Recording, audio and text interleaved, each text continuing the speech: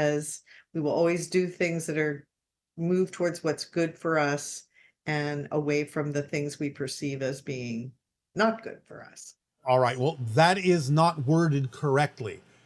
The motivational mechanism doesn't make you move toward things that are good for you. It makes you move toward things you believe are good for you. Big difference. Big difference. Belief is the key. So you may not move toward things that are good for you because you have a belief that the alternative is worse. So pay attention to the idea of how the motivational mechanism actually works. It doesn't make you move toward things that are good for you. It makes you move toward things you believe are good for you, which may not be the case. So you have to have real honesty within yourself about why you are choosing what you're choosing and whether you're really choosing it out of anxiety or excitement and covering up the anxiety with what seems to be excitement so you don't have to look at the anxiety, so that you don't have to face the idea that you may be holding on to a belief that choosing what is actually good for you would actually make something happen that is worse than what you're choosing now, even though it may not necessarily be in your best interest. So be clear in your understanding of how the motivational mechanism actually functions. And so this person is mentioning that they think they understand the formula, but one part of it is still unclear. And that is, how does the formula tie in with good habits, discipline, and on a larger scale, routines, structures, jobs? Does following one's excitement mean disregarding all structures and routines? Is the formula inherently spontaneous and impulsive? No. As I say, the formula contains the organizing principle of synchronicity. The organizing principle, that phrase alone implies structure. But it's the structure that works for you. It's the structure that allows you to flow. It's a structure, paradoxically, that allows for spontaneity. But it is still a pattern. It's still a structure. But it feels less like a structure because you're flowing within a structure that's natural for you. So you don't feel the resistances that often come with the artificial structures you impose on yourselves that are not natural for who you are. That's why it doesn't feel like a structure, because it's the structure that fits you. Okay, thank you. And how do I find the purpose of my life? How do I find my excitement? As I said, you can start small. The fact that you're asking that question is a representation that you have found your excitement for that moment, because obviously it was more exciting than any other choice to ask that question. So you can do the same thing in the next moment. What's the next thing that has a little bit more excitement, curiosity, attractiveness than any other choice? Start simply. Keep it simple. Again, when we talk about finding your passion and your excitement, we don't mean that you have to be jumping up and down and running around like crazy. It doesn't mean it has to come with trumpets and angels singing. It means, what's the next thing I have the ability to act on that has more attractiveness than any other choice? That's simple. Taking a walk, reading a book, eating a meal, talking to a friend, creating something, whatever it is, asking a question of someone like you just did, whatever it is that has more attractiveness, that feels like the next thing you really, really feel like doing, do it and keep doing that.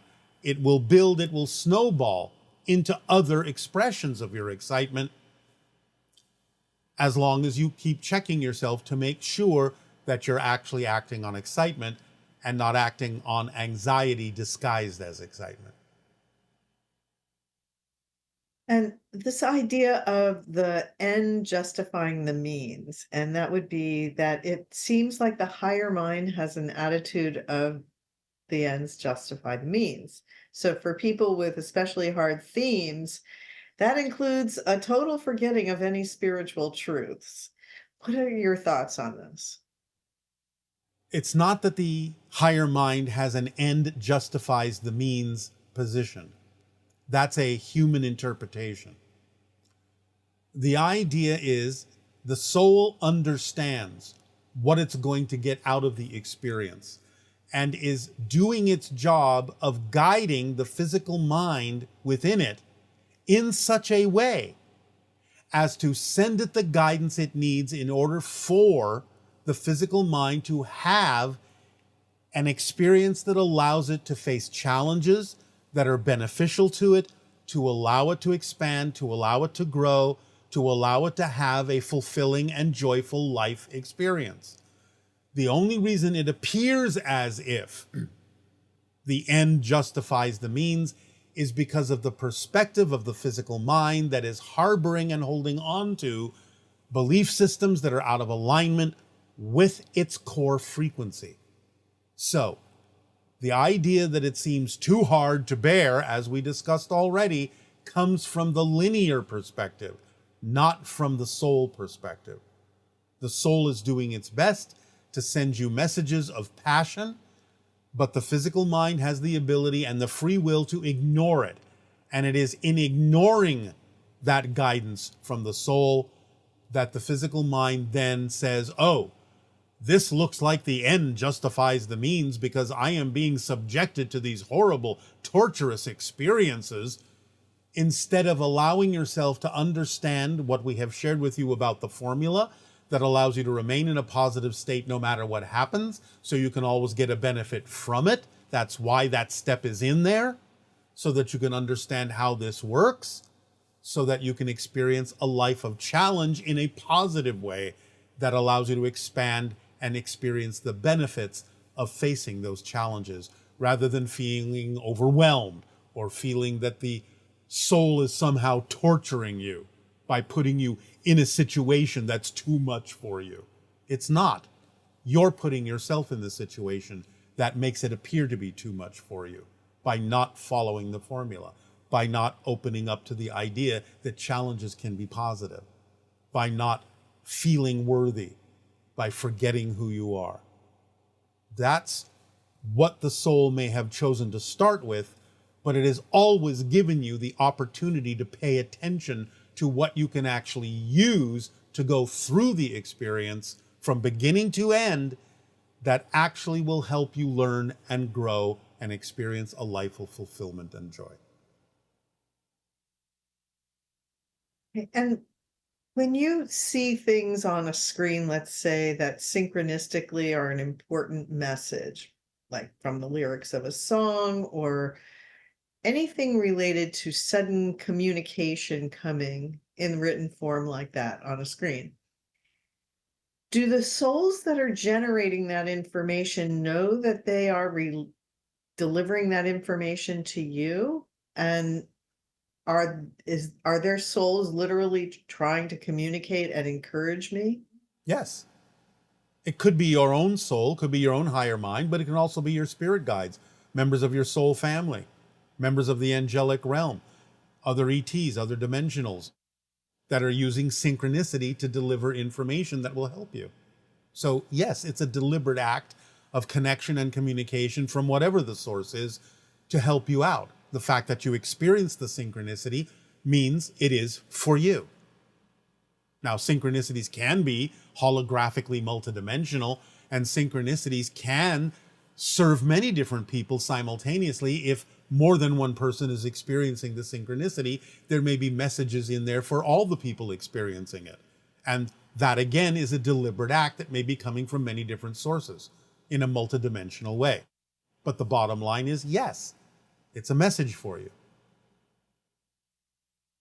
And so when you are, or an individual is hearing information from another person, and they're seeing that the person is giving them a nonsensical belief, but they're buying into it, but the individual listening is buying into it, is a result of not knowing themselves that they Yes. would do that?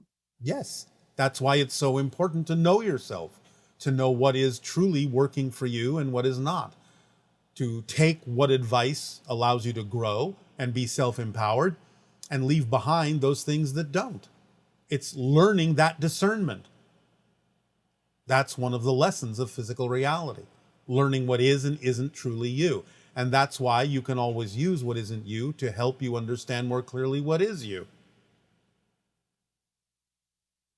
And why are we experiencing this physical form? Can we experience similar limitations in another form? Why this one now? There are some other forms in which you can experience the idea of limitations, but as we have said, the Earth cycles is one of the more concentrated places to experience this idea of limitation. And therefore, it means, as we have said, it's a master graduating class. You have decided to take a class that allows you to really stretch and exercise the powers you know you have accumulated in the growth of the soul up to this point. So, in other words, you don't choose to stay in kindergarten or first grade forever. You say, all right, let's move on to the second grade and the third grade and the fourth grade. I'm going to learn more. I'm going to push myself. I'm going to challenge myself. Otherwise, it would be, quote unquote, boring to do the same thing over and over again.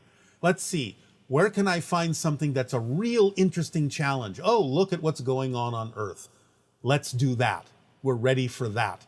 We're ready to really accelerate our growth. We're really ready to learn some interesting things because that's the school that offers it. That's why people choose to go to college. That's why people choose to have master's degrees, PhDs. They want to continue to learn and grow and stretch and expand. Earth is one of those places where you can really do some expanding if you get the point, if you learn what the class is all about, if you're willing to learn the lesson. When the Earth School began, for humans, I suppose, Yes. how did that whole thing get created? Was that like a convergence of a multitude of consciousnesses Yes. coming together and thinking this up, or as a Yes. continuation of a whole Yes. galactic story? Is that Yes. Yes. Yes. Yes. Groups of individuals, groups of souls, councils of souls, soul families, everyone participates in the creation of an experience like a planet called Earth and similar planets and all planets.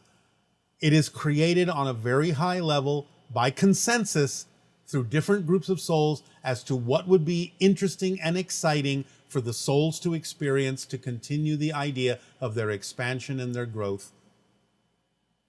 Yes, it's a part of the evolution of existence itself. Souls come together on different levels, in different frequencies, and they agree to create these things. Just like someone might decide to come together to create a theme park.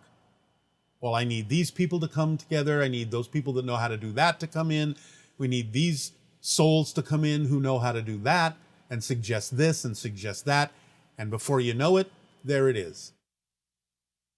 And now we can all share in it. and it seems like the prime directive that souls experience, in a sense, is the idea of expansion, growth. Yes. This seems to be the most fundamental desire, I guess, of Yes. the It is the impetus of existence. You have to understand what infinite actually means. Infinity has a momentum. So the idea is that existence itself provides the momentum by its very existence to continue to fill infinity. It's attempting to be all that it is. That attempt to be all that it is. It is all that is, but it also contains the attempt to be all that it is. That's the active principle. So there's the structure, and then there's the active principle.